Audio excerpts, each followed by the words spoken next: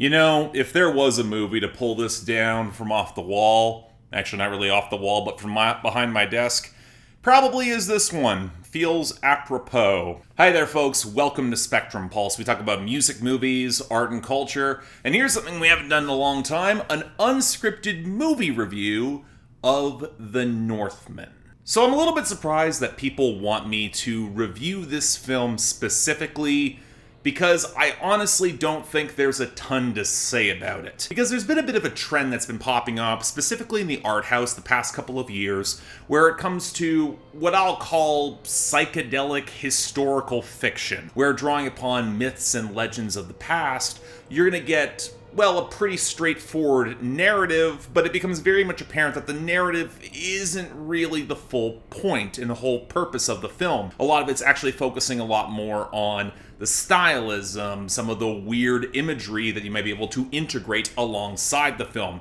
It's less conventional, it feels a lot more like a mood piece, and you're really there to drink in the performances and the atmosphere, and you know what? The Northman effectively does do that, but it kind of puts me in a bit of an odd spot as a critic, especially if you're familiar with Norse mythology at all. You pretty much have an exact idea where this is all going to end beat by beat. So, not really a lot of point in pointing out plot holes or the other stuff that a lot of critics really go into. But alright, the story.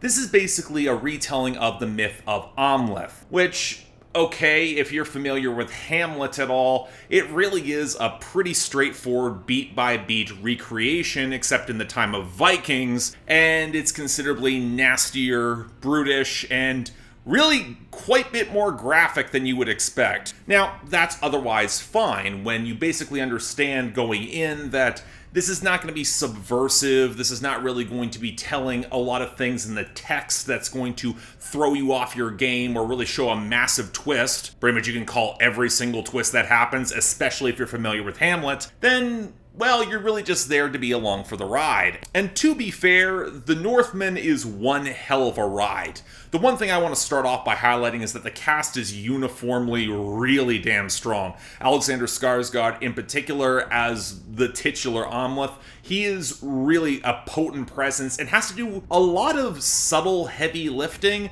There's a lot of utter brutality that his character is required to go through, but at the same time, there's also a level of complexity that comes with the moral struggle as the whole movie continues on. That's really what we're delving into. I won't say all the acting is really stunning to surround him, though. You kind of get Willem Dafoe and Ethan Hawke really playing into their parts. Honestly, Willem Dafoe could have been in this a little bit more. And I'll say this, Ethan Hawke, for what he is required to do for the very brief period he is in the movie, he is really good at his role. I will say that the villain, or villain as it is a little bit underplayed. You'd like to see a little bit more of a layered complexity that I think is in the performance, but again, the script's not really giving him a ton of space to really show it off. But probably the best acting in the movie comes from the female characters, and that starts off with Nicole Kidman playing Amleth's mother. Yeah, you kind of know where she's going if you're familiar with Hamlet at all,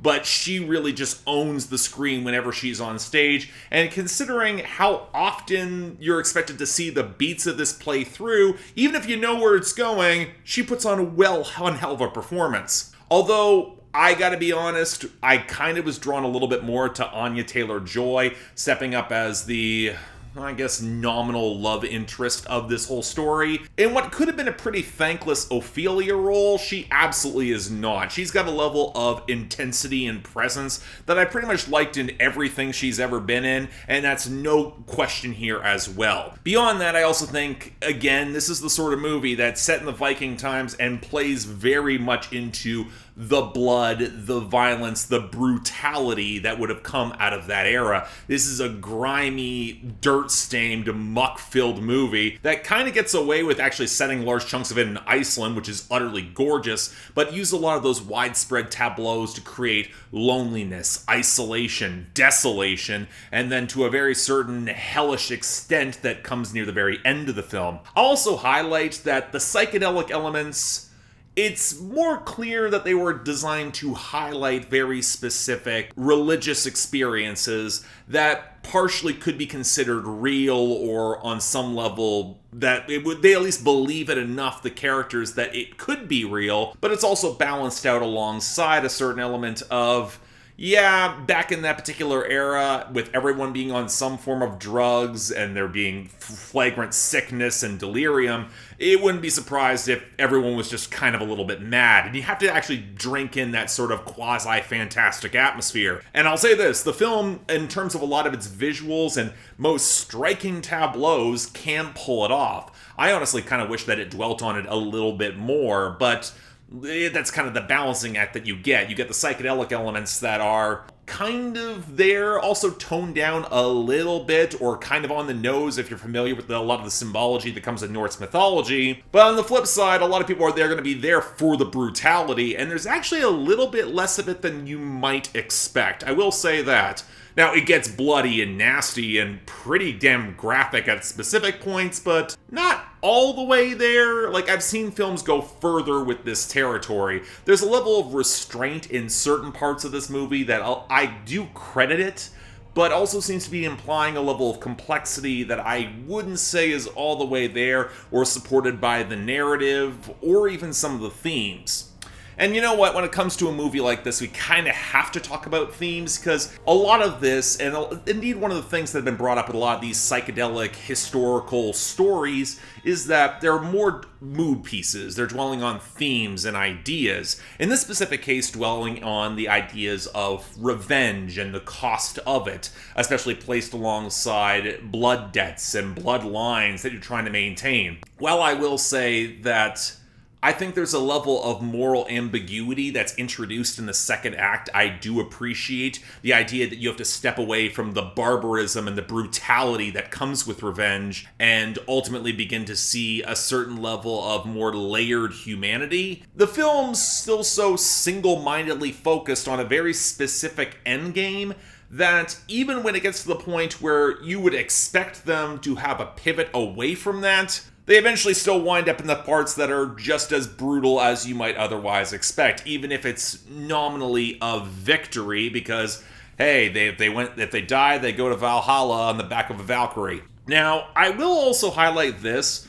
Given that I cover a lot of black metal and really can understand a lot of where a lot of that iconography is coming from, I can see a lot of metalheads really gravitating to this film specifically. Also of specific type that likes to interpolate a lot of Norse mythology in order to back a lot of this up. I'm not going to say the film caters to that, or let's just say some of the nastier elements that have been appropriated by that community, because I honestly don't quite think it does. I think a lot of the female figures, for one, being more involved, especially when it comes to Anya Taylor-Joy, Nicole Kidman, who is really the power here, and actually Bjork shows up in some more of a mysticism form that's honestly so on the nose. I'm a little bit surprised. I'm honestly a little bit surprised that I didn't recognize her sooner. But it also doesn't play to that. And as much as there is an idea of like giving into the bloodlust, the madness, meting out your revenge, maintaining your bloodline going forward, and if you die in combat, so be it. The film also kind of highlights that for as much as you might want to glorify parts of it, it's not really the right idea. Like, it gets to a certain point when you take the main villain of the piece. There is a certain level of moral complexity in how he is framed, where a lot of his actions come with someone of that time. Not that he specifically holds our protagonist any long-term specific grudge. It's just kind of what he had to do to maintain power, which is kind of interesting in how it's framing. That there's not that sort of level of bloodlust, which anything comes closer to our protagonist. There's going to be some people who are going to be very drawn to it in terms of the noble sacrifice, but at the same time, the film kind of realizes that that sacrifice is a little hollow, and especially with what will come afterwards. And while he may have gotten his final exodus in glory, I don't know, like, I feels like there's something that the film is saying that, yeah, but was it really all worth it? And the strongest emotional beats really don't highlight how that ending was to come, at least for me. But overall, I think I've really said more than I need to about this movie. It is more of a mood piece.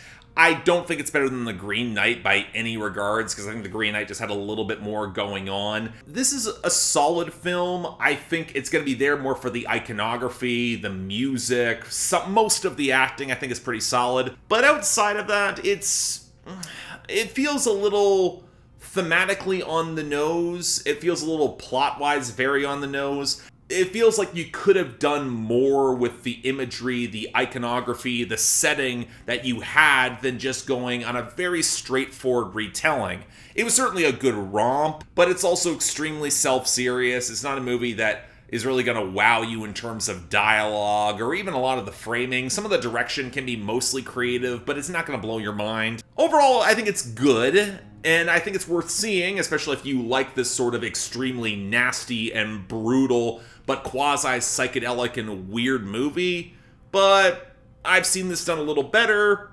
Take that as you will. But yeah, thanks a lot for watching. If you'd like to like and subscribe, I'd be more than grateful. I can't imagine how many more of these movie reviews I'm going to do, because again, it's the very top of my Patreon tier that is allowed to request said movies, but hey, we will see what happens from here.